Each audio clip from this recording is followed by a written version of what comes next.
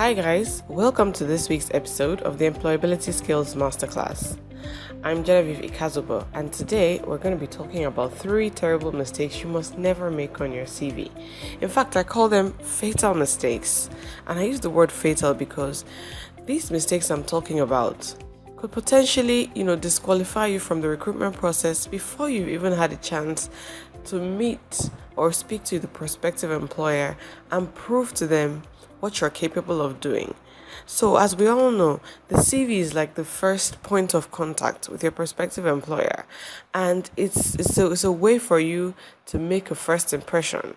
So, you need to make sure that you're making a good first impression, and that is why you need to be very careful before you send out your CV, and always try to avoid these mistakes that I'm about to describe. So, the first one is not describing your work experience. This particular mistake is very, very bad. It's terrible, and I've seen it over and over again. And the truth of the matter is, I've also made this mistake myself when I was starting my job search, and I didn't really know what I was doing.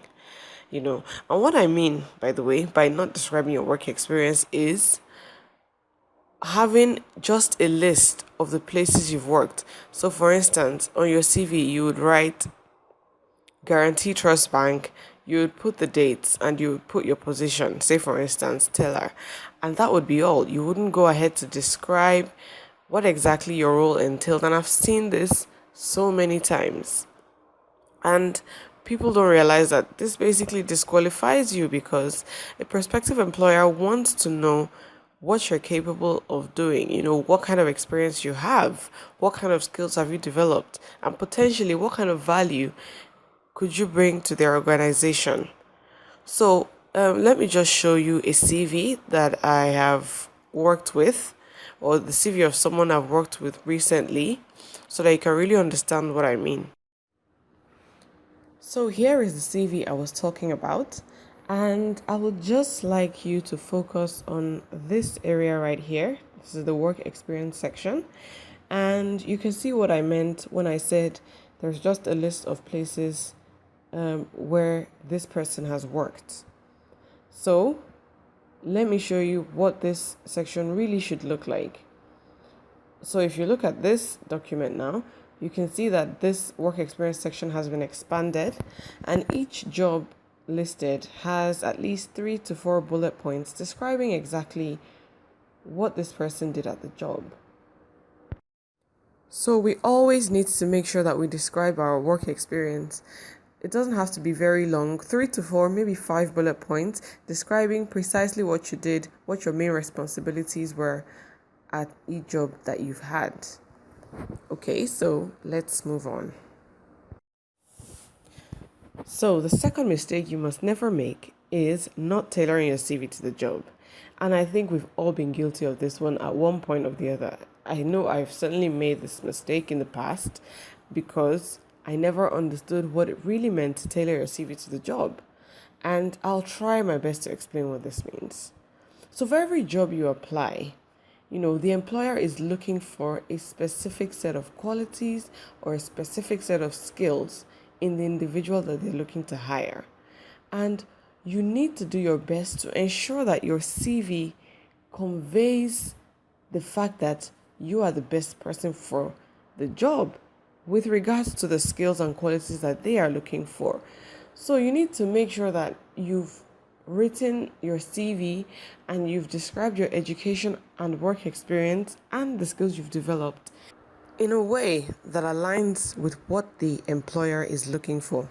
And this is why it's very, very important to read the job description of the job you're applying for. In some cases, yes, there might not be a proper description of the job. So, just do your best to put your CV in a way that reflects all the skills that you think a graduate employer or an employer might be looking for.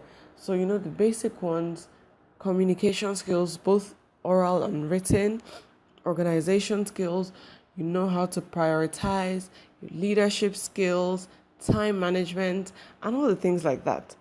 But more importantly, when there is a job description, you need to take time to read it and pick out the keywords. And these keywords basically are the skills and the qualities that I spoke about. So everything the employer wants, all they want from you, or all they expect to see in the candidate they're looking for, is usually described in detail in the job description. So we need to really take our time to read this, look at the keywords, and I'm going to be doing a whole nother video about keywords and how to identify them and how to make sure that your CV reflects the right keywords that it needs to. So yes, as I was saying, you need to look at that job description and ensure that your CV is aligned and reflects all the different skills and qualities that the employer is looking for. The third and final mistake that I want to talk about today is spelling and grammatical errors. This one is really a serious one.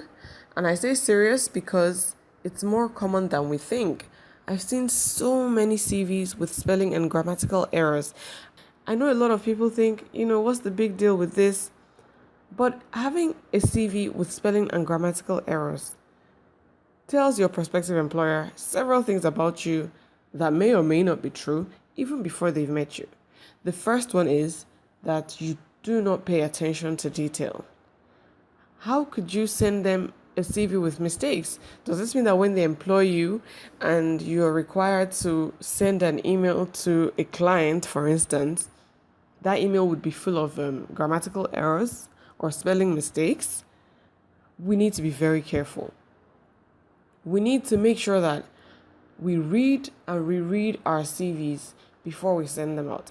What I personally tend to do is get a friend, a trusted friend, or someone else who I know, is very careful with these things, send them my CV or any other document that I need to make sure it's perfect, and ask them to help me look it over once or twice. Because I know sometimes when you've worked with a document for so long, you might miss some mistakes that will be obvious to someone else who looks at it. And another thing is, most people I know create their CVs in Microsoft Word.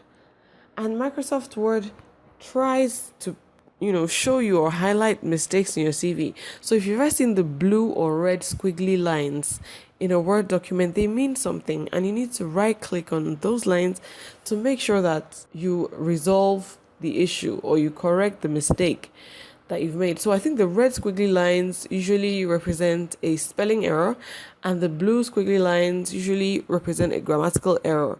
So with the blue squiggly lines, you need to read the sentence again to make sure that it all ties together very well, because Word will help you underline it with the blue squiggly line, and just to draw your attention to it and show you that you need to check it out.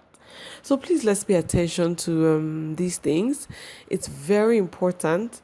Again, as I said, it just sends a bad message and it makes a bad first impression that you don't pay attention to detail and you don't have good written communication skills.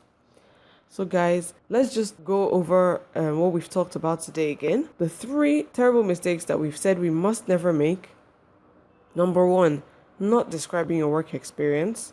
Number 2, not tailoring your CV to the job. And number 3, spelling and grammatical errors. I really hope we're all going to take time after watching this video to look through our CVs and make sure that we're not guilty of any of these things we've spoken about. And if we are, make the corrections as soon as possible. So I hope you enjoyed this video, and I'd really love to hear from you. You can just leave a comment below and just, share with us, what would you say is your main struggle with your job search? Is it crafting an effective CV? Is it succeeding at interviews? I would really love to hear from you and hopefully help you along the way. So if you've enjoyed this video, please do subscribe to my YouTube channel and also sign up at the website www.skillsonthehouse.com to receive these videos straight to your inbox every week. Thank you once again for listening, and hopefully see you next week. Bye.